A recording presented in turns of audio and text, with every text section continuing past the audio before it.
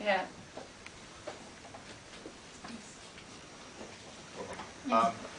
There are actually whole belief systems based on the idea of life as an illusion, and of course there's Buddhism. And the reason I bring it up is because there are ethical considerations to what you're talking about as well. Maybe you could talk about that. Decisions of right and wrong, etc. Exactly. Ethical issues is a big part of my research that I have to focus on, because if I'm working on psychosis simulation, I directly get the question, aren't you afraid you're going to make psychosis stimulation? And then I think, well, that would be scary, but then it would be really good for science if I could actually induce psychosis through like digital LSD experience. So I don't know if you mean that kind of ethical part of...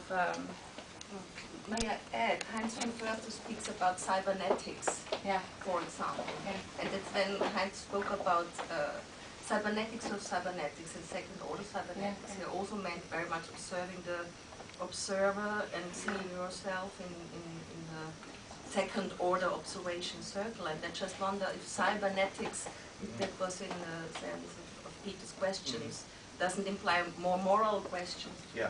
Well, it is about, yeah, moral, maybe more than ethics, is our responsibility in these creations, and our separation from our awareness of how we create realities. And maybe that's definitely...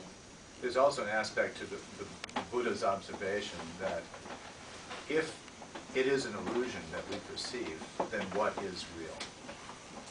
And that question is embodied also within the illusion. Exactly. So that's recursive. Yeah. But I just wonder, what are the kicking off points then? How does that result in action? Well, the first thing we need to do is not judge other people's realities, and just accept them for what they are, and not deny them. The whole psychiatry, modern psychiatry, is based on denying them, that they exist and that they have no meaning, and there's nothing interesting to study.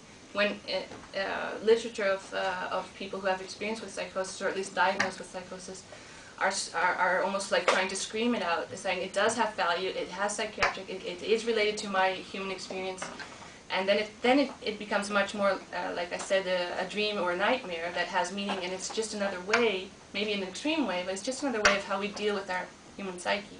And it happens when literally it breaks down. You cannot fit the two realities anymore, the second order reality and the first order reality of like what society has agreed upon and how you actually experience it. And when that doesn't fit, then you can succumb to depression and fear and psychosis. Yeah.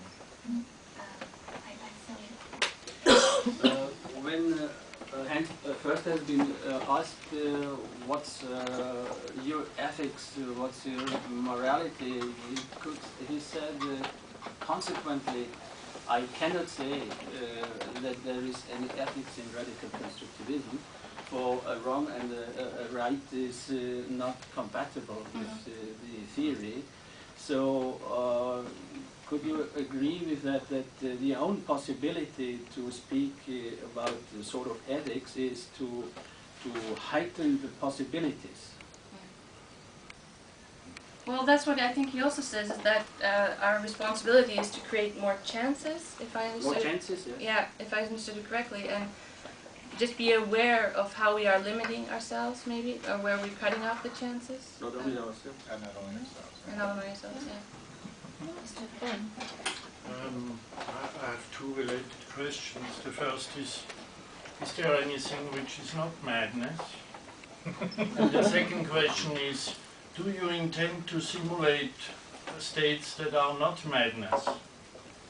That's actually one of the requirements of my funders, is that I work on this project as a case study, but that the technology that I'm developing can be used to understand what it is like to be a diabetic, what is it like to be a drug addict, what is it like to be, basically. I'm interested in knowing what is to be healthy. Yes. That's a very interesting. Yeah. That's a very, yeah. Actually, much more than in illness and madness. Well, healthy, I guess, is the opposite. Is that when we feel that we fit, when we can make sense, and we feel, at least it's a feeling. That's maybe the morality. It doesn't matter if good, bad, as long as we feel that it's working for us, then we experience maybe a sense of happiness.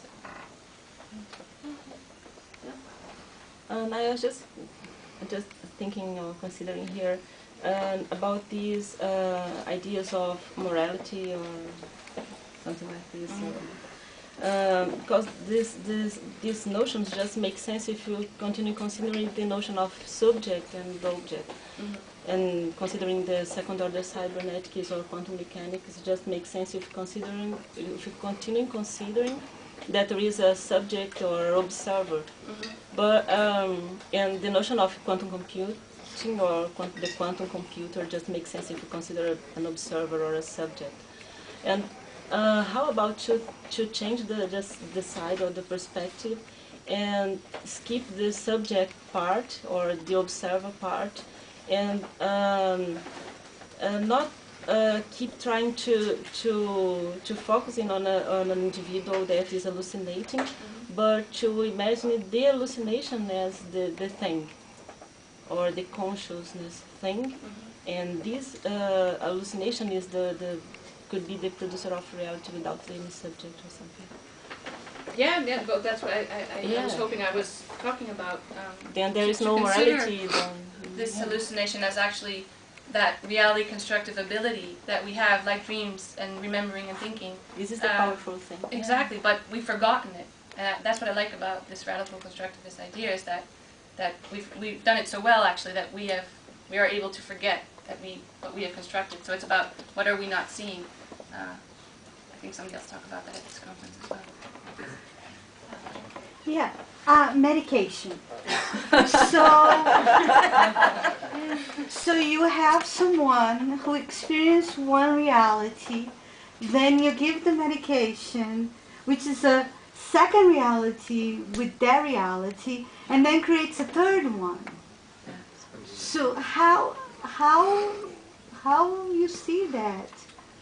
How I see it? Yeah, and the way you're going. Well, there's a highly ethical, controversial maybe aspect of my project, is that it's being funded indirectly by a company that holds pharmaceutical companies. So, what's the big bad wolf doing in there? And I've asked them directly what is their motivation for funding me. And one of the things that I find interesting is that the guy that is the head of innovation there is someone who just finished his own PhD on understanding the importance of experience as medication. So even the pharmaceutical companies are interested in, they're learning that their medication is